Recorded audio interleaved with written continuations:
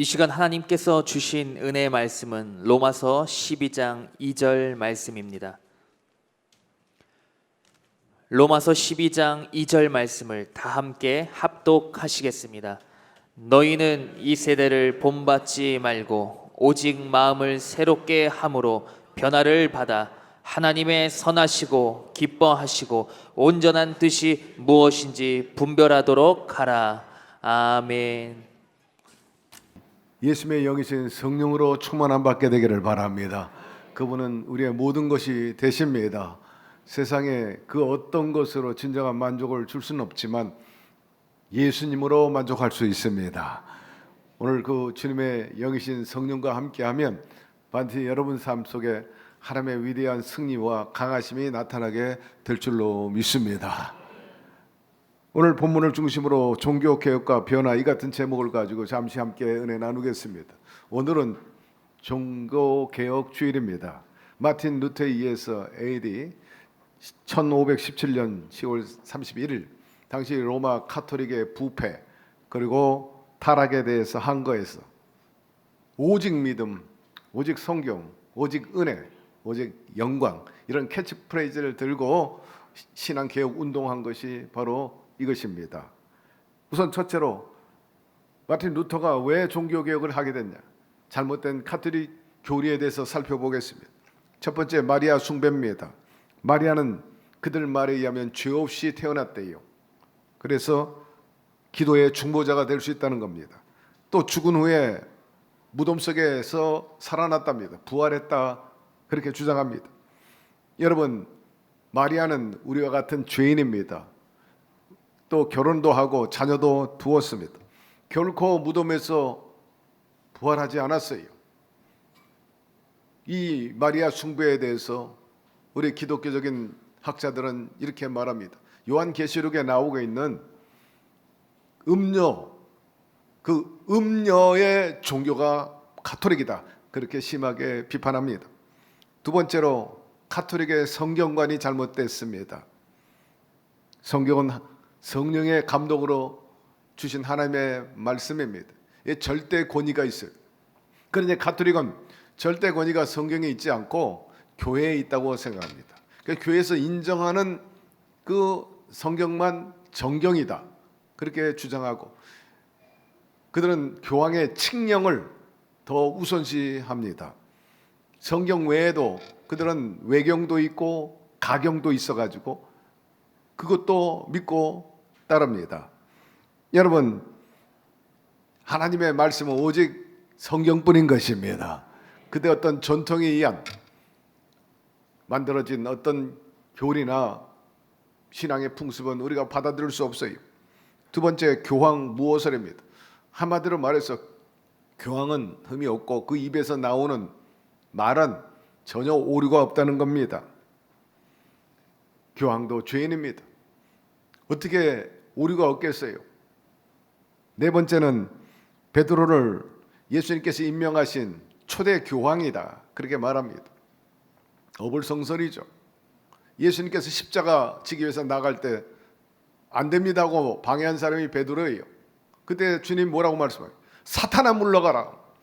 주님으로부터 사탄이라고 한때 불림받았던 그 사람이 어떻게 주님으로부터 초대 교황의 임명을 받았다는 겁니다.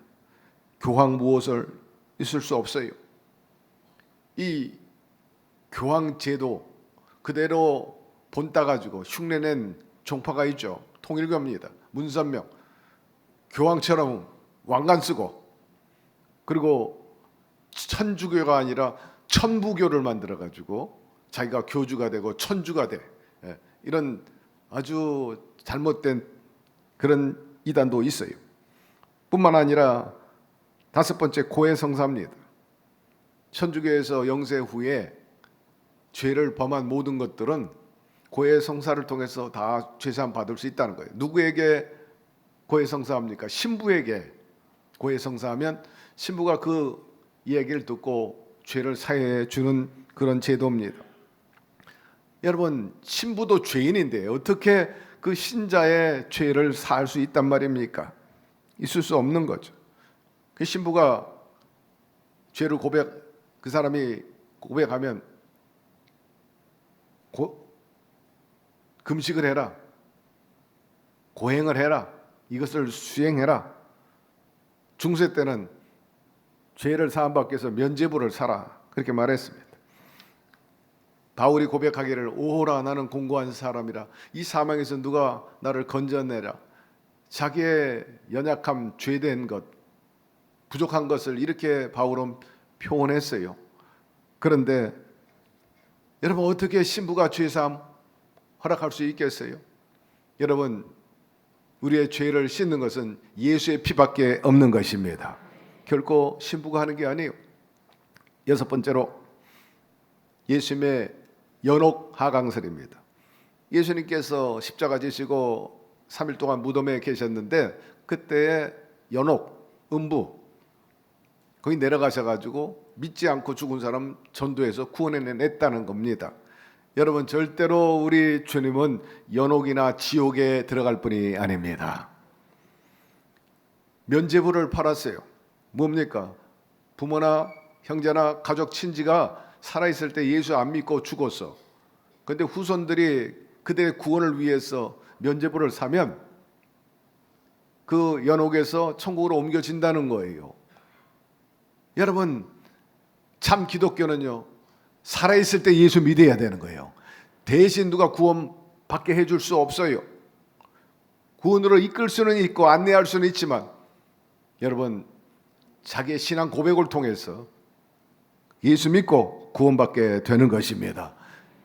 그러면 살아있는 동안에 마음대로 햇살하고 살다가 죄짓고 살다가 후손들이 위해서 면죄부 살고 면죄부 그리고 기도하면은 죄가 없다. 여러분 그런 엉터리가 아닌 것입니다. 천국 기차표를 판 셈이죠. 당시 로마 가톨릭은 전 유럽을 장악하고 있었어요. 각 나라의 왕의 왕권을 임명할 정도입니다. 그때도 그랬고 지금도 성탄절이 되면 교황이 성탄 미사를 진행하는데 우리가 텔레비전에 보면 교황이 나와가지고 미사하는 모습을 볼 수 있어요. 그것이 바로 베드로 성당인데 그 성당을 짓기 위해서 어마어마한 건축비가 들어갔는데 모자라니까 바로 이 면죄부를 팔게 된 것입니다. 그리고 일곱 번째로 우상 숭배입니다. 이 사람들은 상을 숭배하죠. 이 마리아 상을 위시해서 성인들의 상을 조각하고 그것을 신봉하는 겁니다. 심지어는 성인을 세워가지고 그 유골을 또 숭상해요. 그 가톨릭 아주 오래된 교회 가면 그 밑에 많은 성인들의 그 유골들이 있는데 그 유골에 입을 맞추고 절을 하고 그래요. 천사도 숭배합니다. 천사에게 드리는 기도가 따로 있어. 그리고 숭배의 예식까지도 천사를 위해서 드립니다.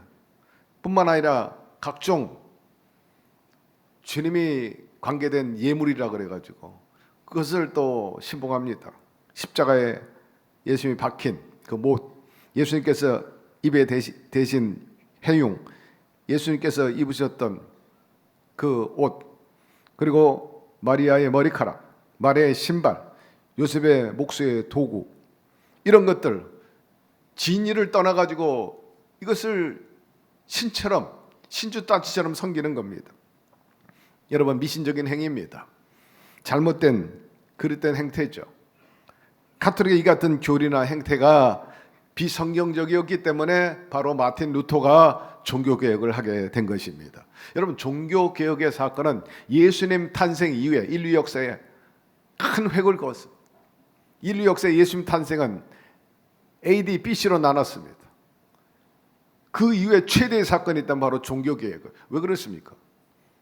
15, 16세기 그 이후로 근세까지 와가지고 유럽은 전 세계사의 중심이에요. 지금도 거기 중심이에요.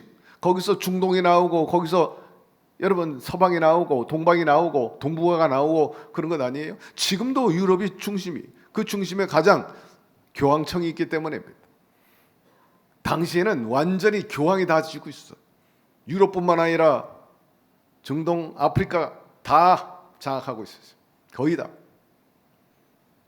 여러분 거기서 끝이지 않고 그 세력이 나중에는 점점 움직이게 됐는데, 늘 희한하게 저는 생각하는 것은 티그리스 문명, 항아 문명, 겐지스 문명, 이집트 문명, 나일강의 문명 등 보면 모든 우리 인간 역사의 문명의 발상지라고 그렇게 얘기를 하는데, 근세사나 현대사 와 보면 그런 문명의 발상지가 아무런 힘을 못 써요. 그 민족들 보면은 굉장히 이제 거의 열등하고, 중국 하나 일어나는 것은 그것도 미국이 유모가 되었기 때문인데, 앞으로 철저히 유모 생활을 이제 안 하겠다는 거예요. 미국이 하니까 서방이나 한국이나 일본이 중국을 키웠어, 전멸했어요.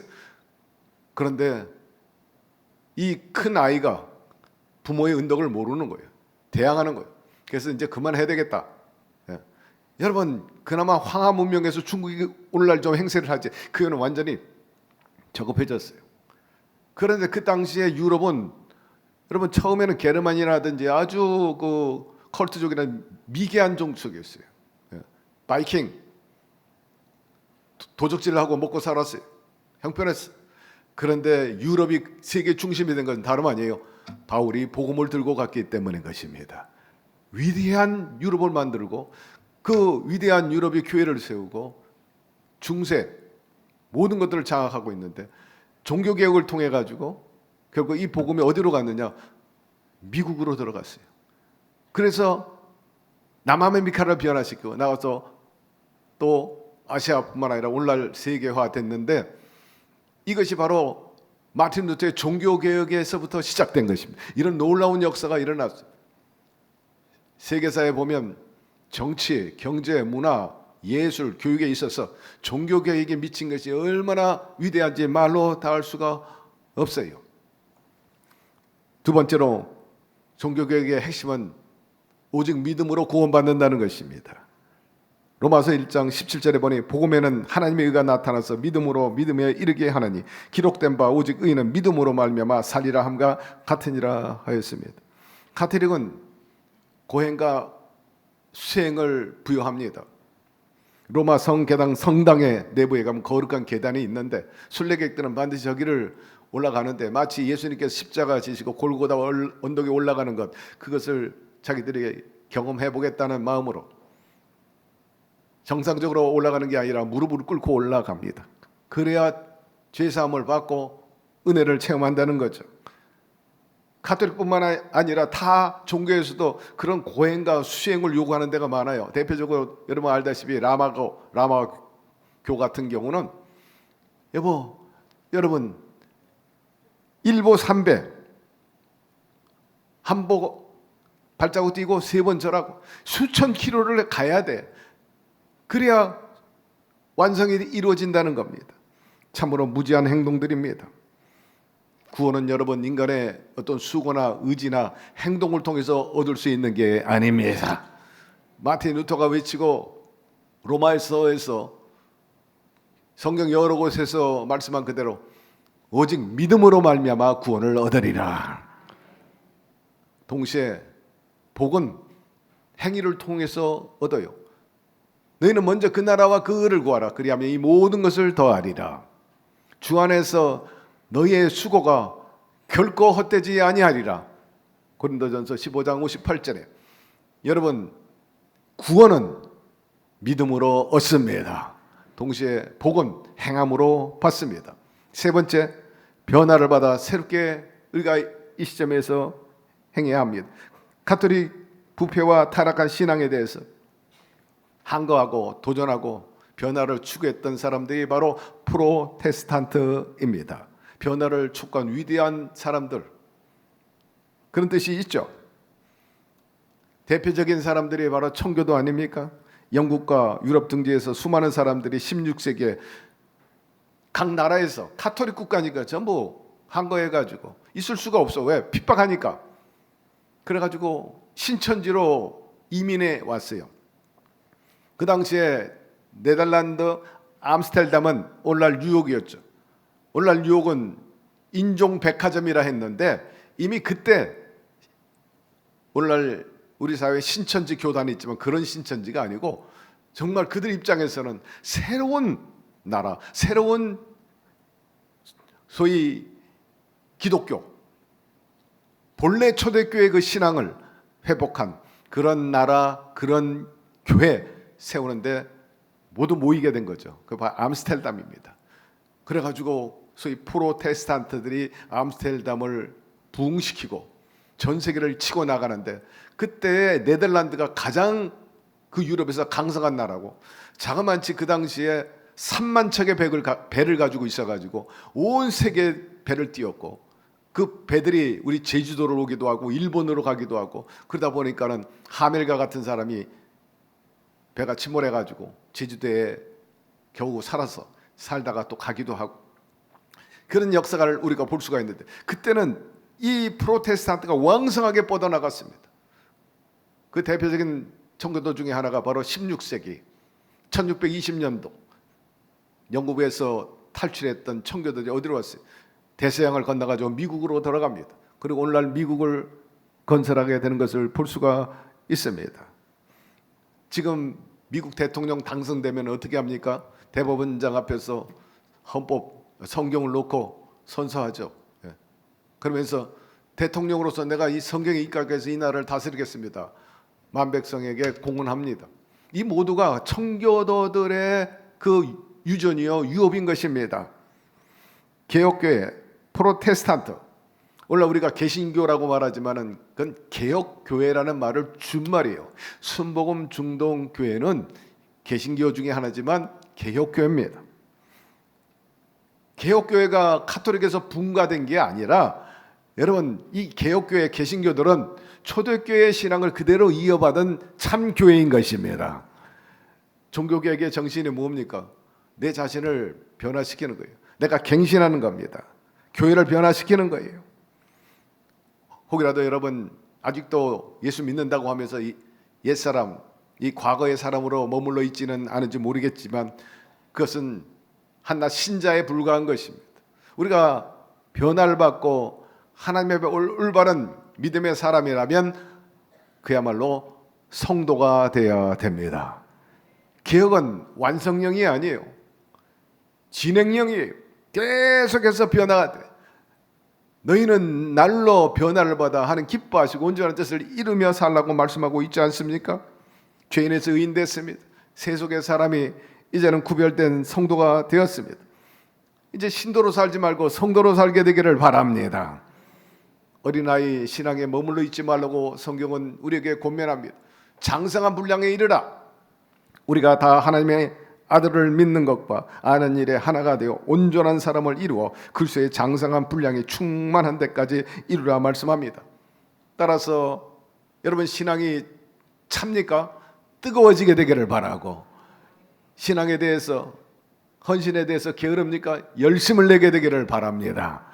그리고 여러분의 인격이 날마다 더 새로워지고 훌륭해 주십시오. 고상해 주십시오. 성경은 우리에게 거룩한 신의 성품에 참여하는 자가 되라고 권면하고 있지 않아요? 경건의 모양 갖추는 것도 중요하지만 경건의 능력을 갖추게 되기를 주의 이름으로 축복합니다. 이것이 바로 새 사람이 되는 겁니다. 주님께서는 바리새인들과 사두개인에 대해서 늘 책망하고 비난했어요. 성경은 말씀하시기를 우리에게 존재의 목적, 추구하는 바 중요한 것을 언급했는데, 첫째는 하나님께 영광을 돌려라, 하나님의 뜻을 이루어라, 하나님을 기쁘게 하는 자가 되라. 우리에게 존재 목적에 대해서 가르쳐주고 있어요. 고린도전서 10장 31절인데 우리 한번 읽어보도록 하겠습니다. 그런즉 너희가 먹든지 마시든지 무엇을 하든지 다 하나님의 영광을 위하여 하라. 유대인에게나 헬라인에게나 하나님의 교회나 거치는 자가 되지 말고 나와 같이 모든 일에 모든 사람을 기쁘게 하여 자신의 유익을 구하지 아니하고 많은 사람의 유익을 구하여 그들로 구원을 받게 하라 하였습니다. 바리새인들은, 사두개인들은, 또 가톨릭은 하나님의 뜻과 배치되는 법을 만들었어. 그런 제도를 만들고 그런 풍습을 만들었어. 그 자기 합리화를 합니다. 예수님 당시에 바리새인들, 서기관들의 영향력은 아주 지대했습니다. 서기관들은 하나님의 법, 율법을 연구하고 기록하는 사람들이었는데, 그럼에도 불구하고 하나님 계명보다는 자기들의 유전과 장로의 그 유전을 더 중요시했어요. 풍습을 더 중요시했고 안식일을 거룩히 지키라 했는데 그것을 과대 해석해 가지고 많은 백성들을 억압하고 부자유스럽게 만들었습니다. 심지어는 병자를 고치는 것까지도 막았어요. 여러분, 이것을 보고 예수님께서 책망하지 않습니까? 안식일을 위해서 있는 게 아니라 바로 사람들을 위해서 있는 것이다. 안식일의 주인은 바로 나다. 그러므로 안식일 날 병 고치는 것은 당연한 일이라고 말씀하고 있는 것입니다. 여러분, 장로의 유전이나 인간의 어떤 관습, 이것이 하나님께 속한 것이 아닙니다. 하나님의 의에 의해서 비롯된 것도 아니고 그런 것들은 하나님을 기쁘게 해드릴 수도 없어요. 바리새인들, 사기관들의 이런 행태에 대해서 예수님께서 책망하지 않습니까? 너희는 어찌하여 너희 유전으로 하나님의 계명을 범하느냐라고 책망하고 심지어는 더 나가서 그들을 향해서 독사의 자식이라고 욕을 해버립니다. 이러므로 사랑하는 성도 여러분, 우리 모두가 외식과 형식에 빠지지 말고 하나님 법에서 벗어나지 말고 항상 하나님 중심주의, 하나님 말씀에서 살게 되기를 바라고, 그 신령한 여정 속에 우리가 날마다 추구해야 할 것은 내 자신을 비워야 된다는 거예요. 내 자신이 깨어져야 된다는 거예요. 내가 낮춰야 된다는 것입니다. 내 생각대로 믿지 마시고 내 뜻대로 판단하지 마세요. 항상 주님의 뜻이 어디 있는지를 생각하게 되기를 바라고, 주님이 가라는 길로 나가는 그 사람이 정말 참 성도가 되는 것입니다. 겉만 예수 믿는 사람은 신도입니다. 우리 가운데 온전한 사람은 없어요. 완성도 없어요.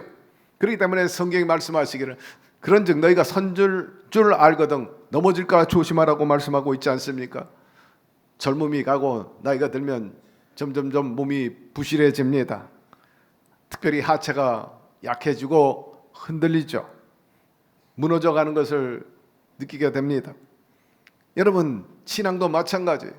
혹이라도 점점 노쇠화되고 조로증이 온 건 아니지 한번 여러분 스스로 진단해 보게 되기를 바라고, 그러나 오직 믿음으로 사는 사람, 의인은 종려나무처럼 번성한다 그랬어요. 종려나무의 특성은 아주 강하고 견고하고 곱고 바르고 잎이 무성합니다. 바로 옳고 바르게 사는 성도는 늙어도 빛이 청청하고 결실하고 진액이 많고 번성한다 하였는데, 여러분들 그런 종려나무 같은 성도가 되기를 주의 이름으로 축원합니다. 우리 스스로 살펴보면서 내가 속수무책으로 약해지고 무너져가는 것은 아닌지, 나태해진 건 아닌지, 부정적으로 흐르는 건 아닌지 살펴보게 되기를 바랍니다. 첫신앙, 첫사랑 회복하게 되기를 바라고, 열심 충성 봉사, 조로증에 빠지지 말게 되기를 바랍니다. 그렇다면 일찍이 끼어야 돼요. 그리고 도전받고 다시 한번 새로워져야 되는 것입니다. 이러한 일은 인간의 힘으로 지정으로 안 돼요. 그렇기 때문에 항상 주님께서 성령을 받으라고 말씀하고 계십니다. 오늘도 예수 충만, 예수 충만, 우리가 노래했지만은 여러분, 예수 충만이 뭡니까? 바로 주님의 영인 성령으로 충만한 것입니다. 그러므로 이런 일을 온전히 이루기 위해서 성령을 받아들이고 성령의 도움을 받게 되기를 바랍니다. 그럴 때 빛이 청청하게 되고 열매 맺고 기적을 체험하며 살 수 있는데, 저와 여러분들이 그렇게 되기를 축복합니다.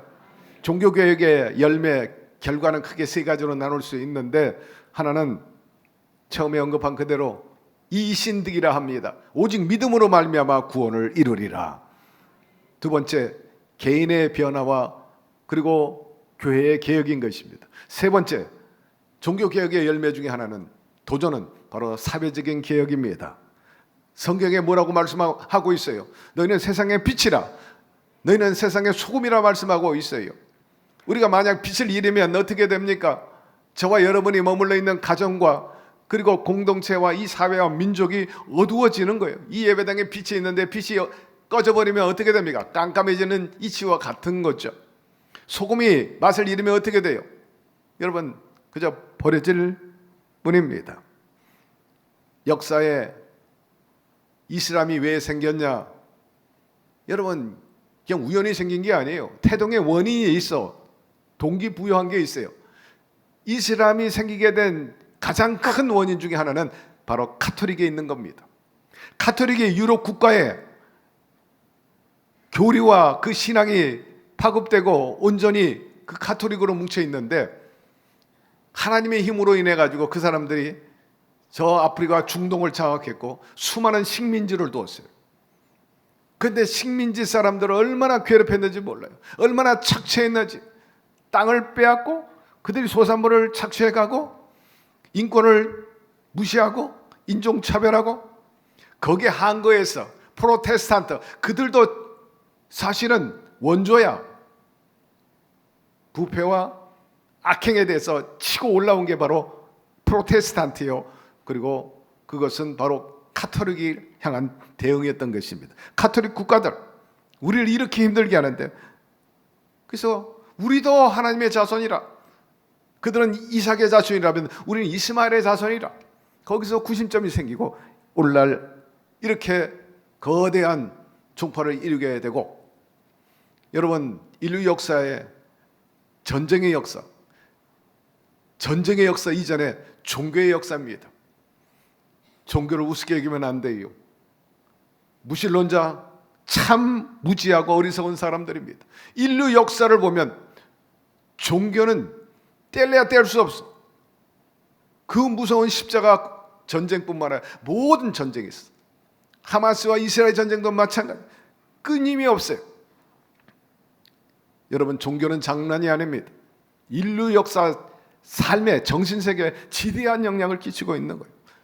610년 무함마드, 그에 의해서 창시됐는데 지금 이슬람 그 인구가 자그마치 전 세계 19억이 됐어요. 중동뿐만 아니라 유럽 여러 나라, 영국은 벌써 35%가 장악을 했습니다. 뿐만 아니라 아시아도 마찬가지. 인도네시아 95%, 파키스탄 97년 7%, 말레이시아 65%. 이런 나라들이 최근에 하마스와 전쟁하는 이스라엘을, 시위대들이 나와 이스라엘을 공격하고 비난하지 않습니까? 전통적인 불교 국가인 태국과 미얀마, 그리고 캄보디아, 필리핀, 민다나오 섬 등 얼마나 이슬람이 많이 늘어나고 있는지 몰라요. 민다나오에는 반군이 있잖아요. 계속해서 정부군과 싸워요. 우리 선교하고 있는 민도로 섬 바로 붙어 있어요. 건너갈 수가 없어. 무서웠어. 이 불교 국가임에도 불구하고 저 중동의 오일 달러들이 계속해서 각 나라의 정치권에다가 정치 자금을 대주는 거예요. 언더 테이블로 계속 돈을 대주고 있어요. 우리나라에도 계속해서 돈이 들어와. 이슬람 장학생을 계속 불러들여. 장학금 주면서 전부 장학생 만들어. 그들이 한국에 다 나왔어요. 그 대표적인 그 중심축이 경남대학인데 교수 대다수가 이슬람이. 왜? 이슬람 장학금 받고 다 공부했기 때문에. 이렇게 정치 자금이 들어온 나라마다 불교 국가임에도 불구하고 이슬람 사원을 마음대로 짓게 하고 이슬람 학교를 세우게 하고 할렐 문화 음식을 퍼뜨리고, 그런 게 이슬람 수가 기하급수적으로 가지고 아시아에서 거의 95% 깜짝 놀랄 일입니다. 우리나라도 마찬가지예요. 며칠 전에 시위대 보니까 얼마나 많이 나와가지고 이스라엘을 공격하는지요. 깜짝 놀랐습니다. 우리가 이슬람 사원 져가지고 대구나 이런 지역에서 막 반대 운동이 일어나고 기독교에서 반대 운동하는 것을 간혹 뉴스를 통해 접하게 되는데, 이슬람의 특징은 일단 세력화되면 정치화된다는 거예요. 그대의 정권을 세우려고 하고 타 종교에 대해서 배타적이고, 죽이라고 코라는 이미 거기에 기록되어 있기 때문에 그래서 테러리스트가 그렇게 많은 거예요. 여러분, 종교개혁의 그 열매나 그 요청은 다름 아니에요. 바로 사회개혁을 이루라는 거예요. 사회적인 책임을 다하는 거예요. 왜 이슬람이 생겼는가? 거듭 강조하지만 그건 카톨릭 때문에 생긴 거예요. 오만 때문입니다. 교회가 빛을 제대로 발휘해야 됩니다. 우리가 세상의 빛이라고 한다면 우리가 희망이 되어야 되지 않겠어요? 그럴 때 개인이 살고 공동체가 살고 민족이 살고 인류가 사는 것입니다. 오늘날 우리나라 정치권도 변화되어야 합니다. 구태정치 벗어야 돼요. 여야를 막론하고 문제가 생기고 어려워지면 그들이 거의 의례적으로 하는 그런 조직을 구성하는데 위기를 극복하기 위해서 여론을 다시 환기시키기 위해서 혁신위원회를 만들잖아요. 외부에 당방에 있는 인물을 영입해서 위원장으로 위촉을 하고 그 혁신위원회로부터 진단을 받고 처방전 받아가지고 새롭게 이끌어가는 거죠. 여야가 항상 문제나 어려움이 있을 때마다 타겟책을 이런 식으로 찾아 나갔는데, 그러면 각 정당이 쓰고 있는 사용하고 있는 이 혁신위원회가 뭐예요? 바로 자기 갱신이고 자기 개혁이지. 구태에서 탈피하고 마치 뱀이 허물을 벗듯이 말입니다. 새로워지려고 하는 거죠. 정당들이 변화돼야 되고 그 이전에 변화돼야 할 무리는 바로 우리 백성들인 것입니다. 백성이 변해야지. 그럴 때 나라가 변하는 거예요. 이스마엘과 하마스는 모두 각각 깨달아야 합니다. 이스마엘의 오만 그리고 하마스의 증오, 항상 싸움은 일반적인 싸움도 마찬가지고 개인 간의 싸움도 마찬가지. 오만하기 때문에 그리고 증오심에 붙는 거예요. 이 모두가 전쟁을 가져오고 다툼을 가져옴을 인식하게 되기를 바랍니다. 대체로 사람들은 착각해요. 나는 잘하고 있다고. 난 잘하고 있는데 왜 그래요? 여러분, 그것이 패착을 불러들이는 거예요. 온전한 사람이 어디 있어요? 온전한 자가 어디 있습니까? 김경문 목사가 온전합니까? 김경 목사가 완전합니까? No, 결코 그렇지 않아요. 우리 모두 온전한 사람이 없어. 그럼 어떻게 해야 돼? 날마다 변화를 받아야 됩니다. 새로워야 되는 거예요. 고쳐 나가야 됩니다. 내 자신을 보고 내가 잘하고 있다고 생각하면 그건 아주 그릇된 판단이에요. 하나님이 보실 때 나를 어떻게 보고 있고 남이 볼 때 어떻게 보고 있는가를 봐야지. 점검해 보게 되기를 바랍니다. 그래서 변화를 받아가지고 가장 가까운 남편이 당신 변했어. 아내가 당신 왜 이렇게 변했어? 자식들이 우리 부모님들 변했다. 여러분, 그런 소리 듣게 되기를 바랍니다. 이스라엘 역사에 보면 하나님의 뜻에 벗어날 때, 또 우상 숭배할 때, 하나님을 십자가에 못 박을 때 반드시 타율이 들어왔어. 자율적으로 자유를 한계 안에서 즐기고 낙을 누리면서 살면 되는데 그 한계 밖에 넘어가니까 우상 숭배하지 말았는데 우상 숭배합니다. 하나님이 블레스를 통해서 치지 않습니까? 오늘 우리 유대인이 와 계세요. 우리 폴 형제 와 있는데 저 폴 이름은 조용기 목사님이 이름을 지어줬어요. 근데 예수 잘 믿어. 유대인인데 박수 한번 해주세요. 할렐루야. 그러나 이스라엘 역사에 보면 하나님 앞에 잘못되면 반드시 막대기가 들어가고 회초리가 들어갔더라. 그런 굴곡이 많았어요. 그래가지고 블레셋에 얻어 터지고 로마에게 망하고 바벨론 포로로 끌려가고 히틀러에게 당하고 그런 굴곡의 역사가 있었어요. 그때마다 이스라엘 백성들은 엄청난 고난을 당하고 슬피 울었죠. 환난 고쳐당하면서. 그러면서 그들은 변화했습니다. 통해 자복하고 새롭게 함으로 인해서 다시 나라를 세우거나 또 그때 극복해 나가고 무너졌던 성전을 수축해 나가지고 나갔죠. 여러분, 영욕이 교차했어요. 이스라엘 역사가. 우리나라도 마찬가지지. 아니, 개인들도 마찬가지. 항상 롤러코스터 탈 때가 많아요. 벗어나면 얻어맞고 다시 들어와서 다시 올바로 섰다가 또 뭐 잘 나가면 자기가 잘난 줄 알고 하다가 오만하다가 또 얻어 터지고 늘 그게 반복되잖아요. 여러분, 얻어맞기 전에 제대로 하게 되기를 바랍니다. 회초리가 지금 가까이 왔는데 깨닫지 못한다면 여러분 깨어 분별하게 되기를 바랍니다. 말씀 마무리합니다. 종교교육 정신은 중세 때만 필요한 게 아니라 오늘날 이 시점에서 우리에게도 필요한 것입니다. 우리 자기 갱신에 나가게 되기를 바랍니다. 우리가 변화되지 않으면 하나님께 책망받게 되고 믿지 않는 사람들에게 비난받고 웃음거리가 될 것입니다. 무엇보다 사회적 교회적 책임을 다하는 사람들이 우리 주변에 있다는 것이 그나마 우리에게 희망이에요. 그런 사람은 하나님이 사용하고 있죠. 우리 교회도 있어요. 제가 볼 때도 남이 볼 때 야, 저 사람은 하나님이 지금 사용하고 계시는구나. 저 사람은 사회적인 책임과 개인권에 아주 열심히 있구나. 내 구원만, 기복만이 아니라 모두를 위해서, 남을 위해서 저렇게 구원을 위해서 힘쓰는구나. 여러분, 그런 사람이 축복의 통로고 하나님이 들어 사용하는 사람인 것입니다. 아무쪼록 우리 모두가 변화를 받고 그런 주님의 기뻐하신 뜻을 이루어 나가서 정말 인정받고 진정한 개혁을 이루면서 장성한 분량에 이를 수 있는, 그리고 개인과 가정과 공동체와 민족을 살릴 수 있는 그런 견인차가 되고 또 귀감이 되기를 주의 이름으로 축복합니다. 하나님, 말씀을 통해서 오늘 도전하여 주시고 또 감동 있는 사람 깨어서 변화를 추구하게 될 줄로 믿습니다. 하나님, 기뻐하시고 온전한 뜻이 무엇인지 분별하고 날마다 변화를 받아 새로워지라고 말씀한 그 말씀을 한 귀로 듣고 흘리지 말고 마음판에 새겨서 행함으로 인해서 하나님께 쓰임 받고 축복의 통로로 우리가 되게 하여 주시옵소서. 예수님의 이름으로 기도드리옵나이다. 아멘.